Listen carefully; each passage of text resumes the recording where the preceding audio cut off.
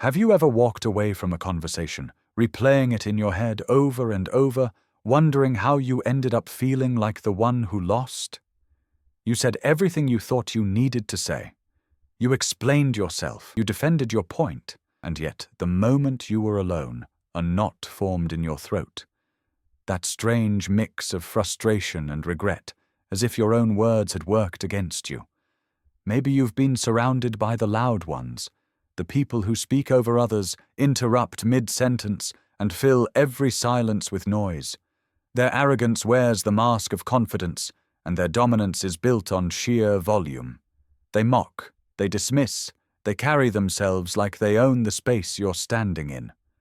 And you perhaps have chosen to stay quiet, thinking that rising above it means refusing to play their game.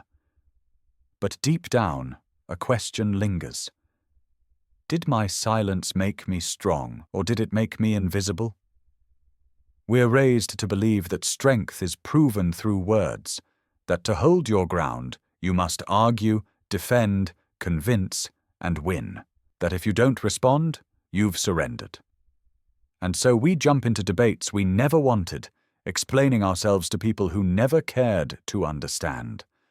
But what if I told you that everything you've been taught about power in conversation is backwards, that the strongest move you can make is not to speak at all, and that the moment you stop playing their game, you've already won?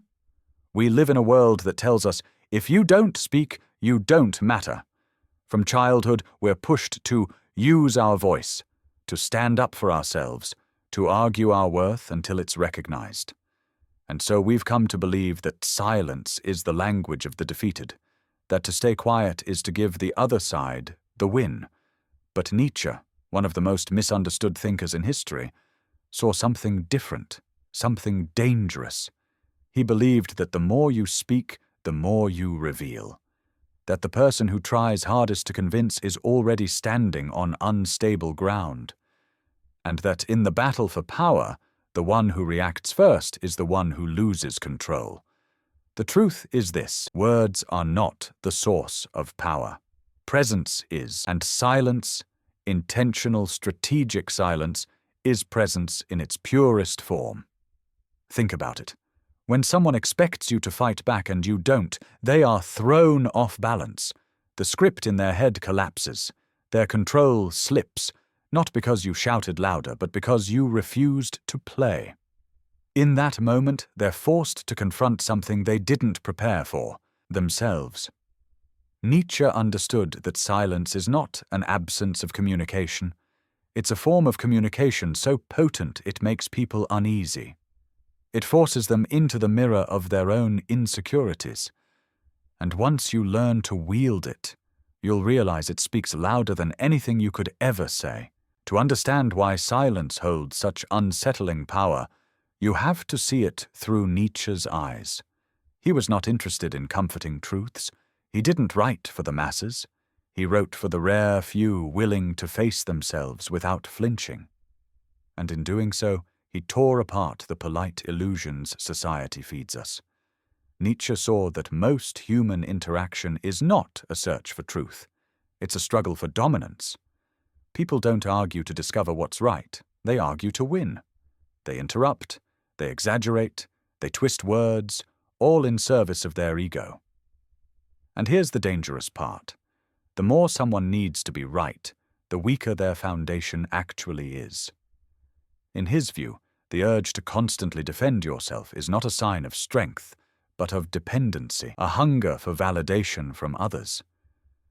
It's what he called herd morality, the invisible leash that keeps you living according to the expectations of the crowd. You fight to be accepted, not realizing that in doing so, you've already surrendered your independence. The alternative Nietzsche offered was radical. He pointed to a form of strength that doesn't demand to be understood, agreed with, or applauded. A strength that stands unshaken in the face of mockery, rejection, and misunderstanding. This is power that exists within, untouched by the noise of the world.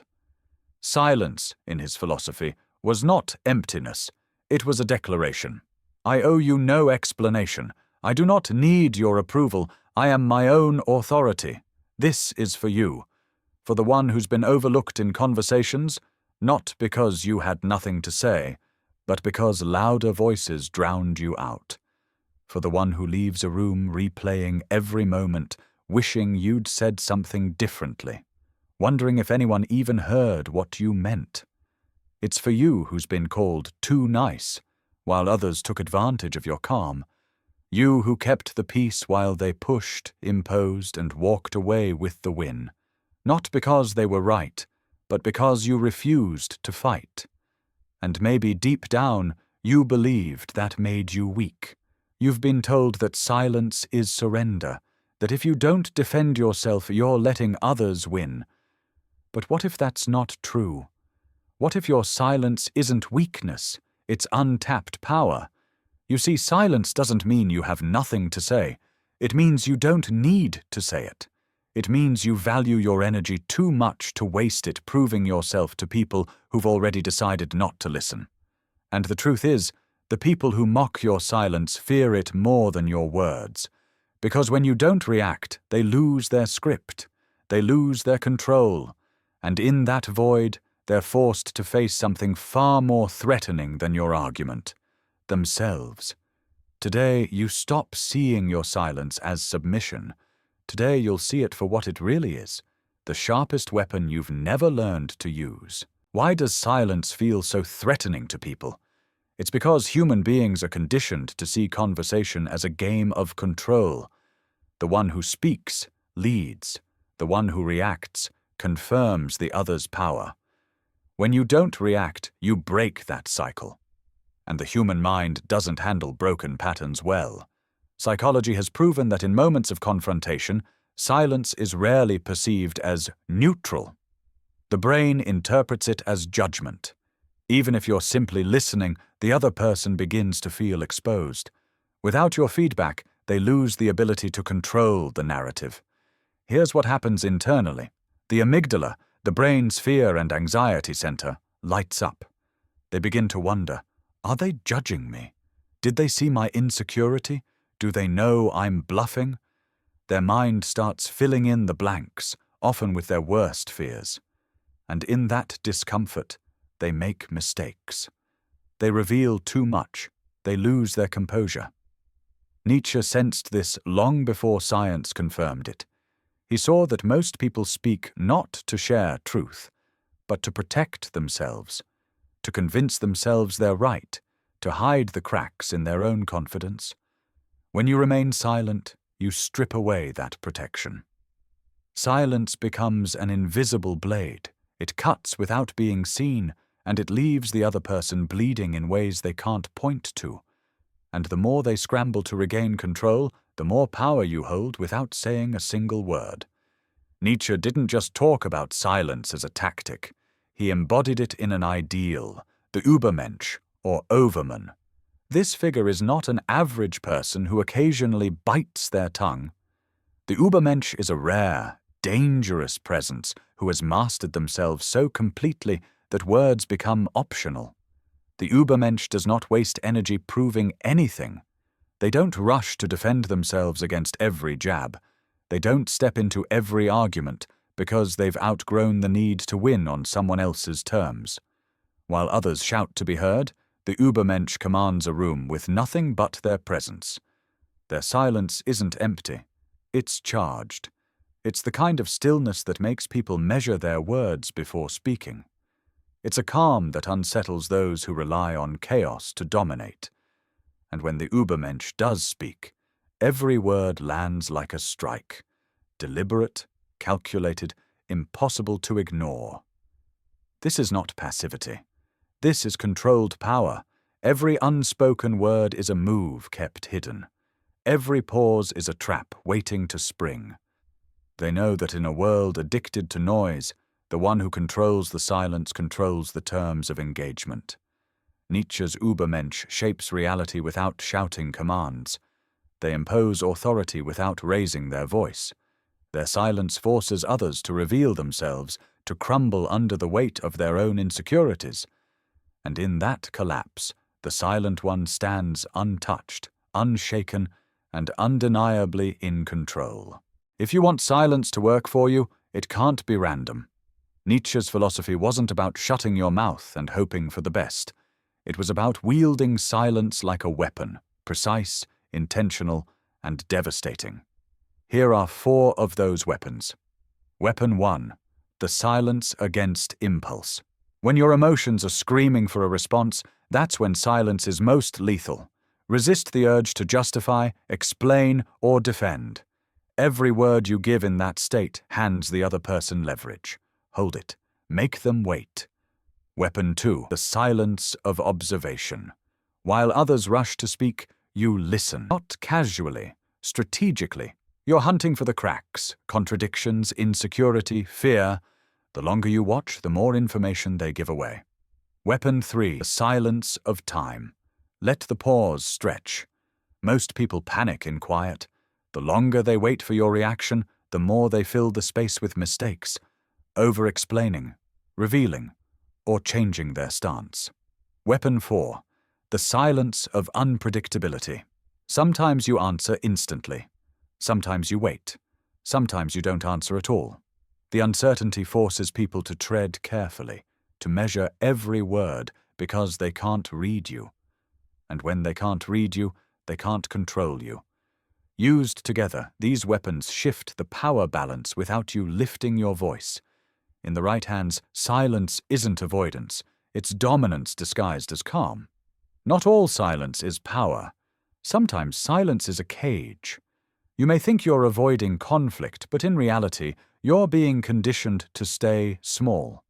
You tell yourself it's not worth it, that you're keeping the peace, when what you're really doing is giving away your space, your influence, and your voice, one quiet concession at a time. This is the silence Nietzsche despised, the silence of submission. It's the false peace built on fear, guilt, or habit. It's the silence manipulators love, because it makes you predictable.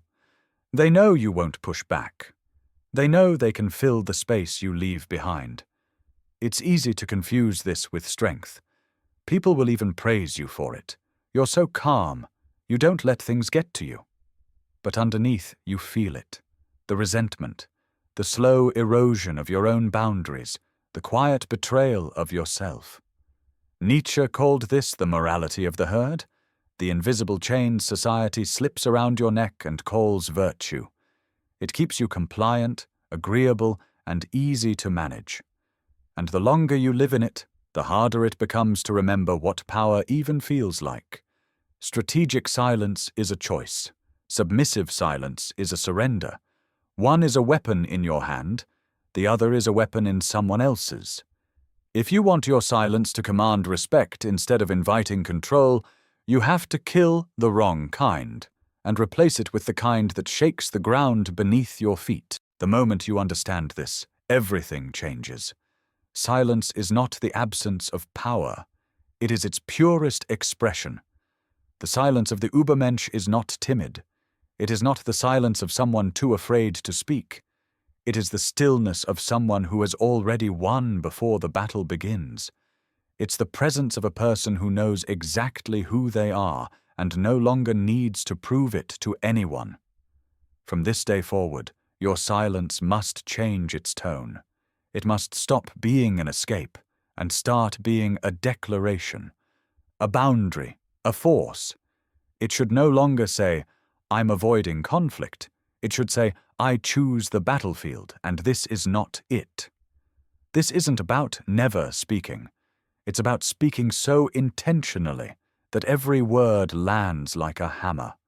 It's about knowing that your presence alone can shift the energy in the room. It's about walking away from conversations, not because you're powerless, but because you know your time and energy are worth more than winning a petty exchange. So now I'll ask you, are you ready to choose the silence that commands respect? If you are, write it in the comments. I choose the silence that commands respect, not just so I know you've made it to the end, but so you can make a public commitment to yourself. Remember this: the weak shout, the strong remain silent, the wise choose when.